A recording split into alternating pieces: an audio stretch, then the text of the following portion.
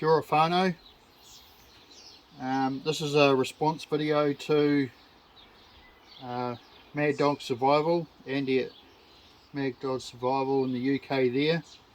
He did a video on 5 knives that make him happy, and that was in response to Tim at Kukli Bushcraft there in Finland. So I've just done a knife video recently, but yeah, I'm happy to do another one. And my 5th knife might surprise you, but here's number 1, my LT Wright Genesis black micarta handle. I'm going to get in close on that, babe. And the way you can tell it's 3V is it's got an X on the blade. So that's a flat grind, and it's just over 4 inches in blade length. Sharp spine, beautiful knife, nice point. So it's good for all the delicate work, good for feathers. And another good thing is that thumb scallop. So if you really want to choke on, yeah. So that's my LT Wright Genesis 3V, and a fire steel on there, number 1. Number 2 is my Jeff White Camp King, and you can tell Jeff White by his little emblem there. So again, another beautiful knife, 1095, sharp spine. That is a little over 6 inches in length.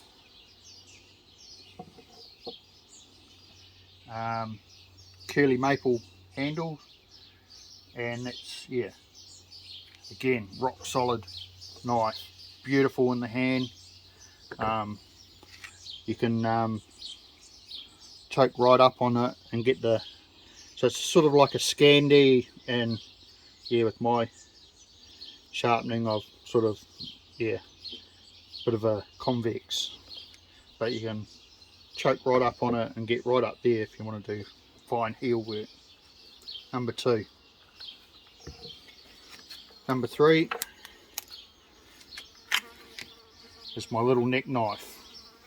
I'm not going to mention the New Zealand maker for obvious reasons mentioned in my last video, and I've just, oh, New Zealand wood pigeon up there, illegal teagle they call it here in New Zealand.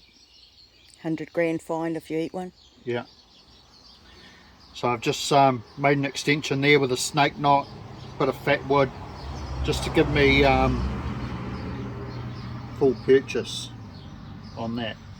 And it's full tang, it's actually quite thick, so if I really wanted to I could bat him with that. And it's sort of like a very flat Scandi 01 tool steel.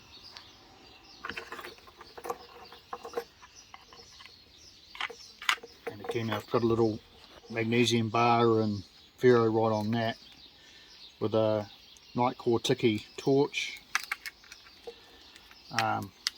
dedicated striker for my ferro rod, and a little sun compass.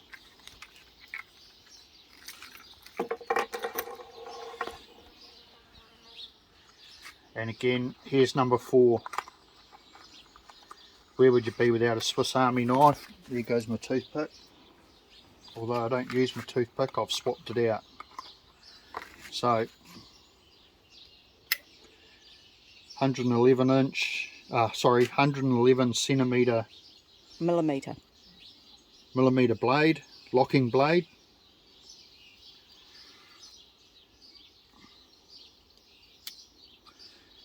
And another feature that Rob Evans talked about, that actually locks. So your bottle opener, it's got a wire stripper, flathead screwdriver, but what he was talking about was, I think he ground that part there. So he had a dedicated striker for his little ferro rod. You can swap out your toothpick for a ferro rod aftermarket, and that's a lot safer than using your saw blade.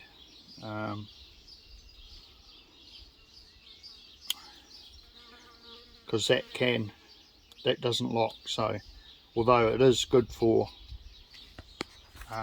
you run the risk of it, yeah. Although I just see Felix Imler do a mod trick where, yeah, he was able to combat that.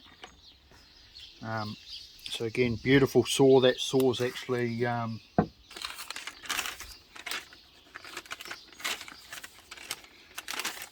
here's me stats. Saw is 3.5 inches long, so it's a very long saw. Scissors.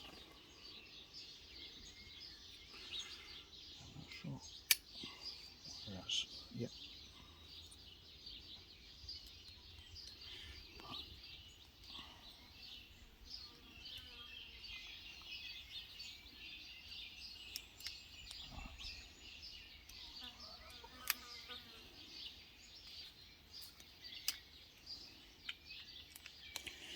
Decent sized pair of scissors, and you have to have your scissors out, and then you can get access to, it's a very long small Phillips screwdriver.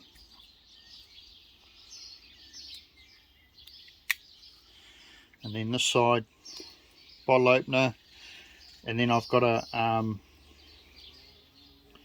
aftermarket little flathead screwdriver for my glasses, which, yeah, sometimes the old screws fall out of your glasses. I'd need a oh, I have my Fresnel lens for solar fire. I can see what I'm doing. So yeah, aftermarket little ferro rod.